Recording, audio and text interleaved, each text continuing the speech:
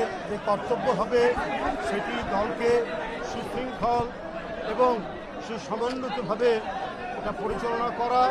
দলের চেয়ারম্যান নির্দেশিত যে সাংগঠনিক কর্মকাণ্ড চলমান আছে সেই সাংগঠনিক কর্মকাণ্ড যাতে সুসম্পন্ন করা যায়, সুসংগঠিত করা যায় এবং সুন্দরভাবে এই প্রক্রিয়া নিষ্পন্ন করা যায় সেই দিকেই আমি চেষ্টা করব, নিয়ে যাব এবং দলের নেতাকর্মীদেরকে বলবো আজকে বাংলাদেশ জাতীয়তাবাদী দল জনগণের শুভেচ্ছা নিয়ে, জনগণের সমর্থন নিয়ে রাষ্ট্র ক্ষমতার পরিচালকের আসনে বসেছেন, সরকার গঠন করেছে জনাব তারেক রহমানের নেতৃত্বে।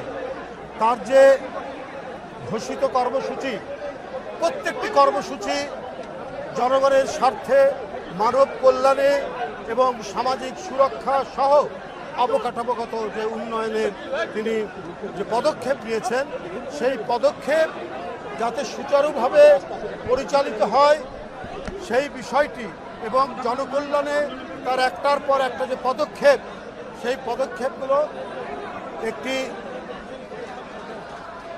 ক্ষমতায় আসীন একটি রাজনৈতিক দলের নেতাকর্মীরা সেইটা জনগণকে অবহিত করবেন এবং জনগণের সাথে তারা সম্পৃক্ত থাকবে।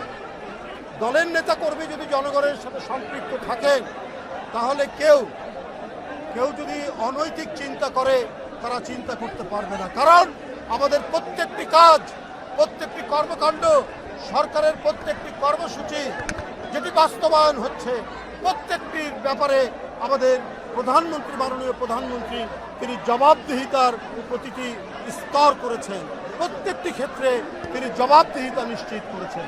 সুতরাং জনস্বার্থের বাইরে আমরা বাংলাদেশ জাতীয়তাবাদী দল তারা কোনো কাজ করবে না এবং একটি জনপ্রিয় রাজনৈতিক দল হিসাবে আজকে জনগণের কাছে জনপ্রিয় কেন? কারণ এর প্রতিষ্ঠাতা শহীদ রাষ্ট্রপতি জিয়াউর রহমান এবং তার সহধর্মিণী দেশনেত্রী মরহুমা বেগম খালেদা জিয়া, তারা যে জনকল্যাণে কাজ করেছেন, তারা যে নারীর ক্ষমতায়ন, তারা দেশের আর্থিক উন্নতির জন্য যে কাজগুলো করেছেন সেই কাজগুলো আজকে জনগণের কাছে বিএনপির জনপ্রিয়তা বৃদ্ধি করেছে। এখন তার সুযোগ্য পুত্র, জ্যেষ্ঠ পুত্র তারেক রহমান সেই ধারাবাহিক কাজ এবং তার নতুন কিছু কর্মসূচি যেটি জনগণের মাঝে অত্যন্ত জনপ্রিয়তা লাভ করেছে সেগুলো তিনি বাস্তবায়ন করছেন।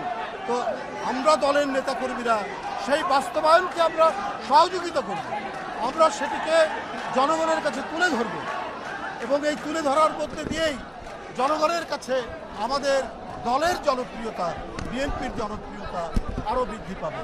তাই নেতাকর্মীরা তাদেরকে সারা দেশে যারা হয়তো দু একজন থাকতে পারেন, বিভিন্ন অনৈতিক কর্মকাণ্ডে থাকতে পারেন, তাদেরকে বলবো যে 5ই আগস্টের পর থেকে দেখেছেন আমাদের চেয়ারম্যান কত শক্ত হাতে যারা দলের নাম ভাঙিয়ে নানা ধরনের অপকর্মে যুক্ত ছিলেন তাদের বিরুদ্ধে শক্ত পদক্ষেপ নিয়েছেন।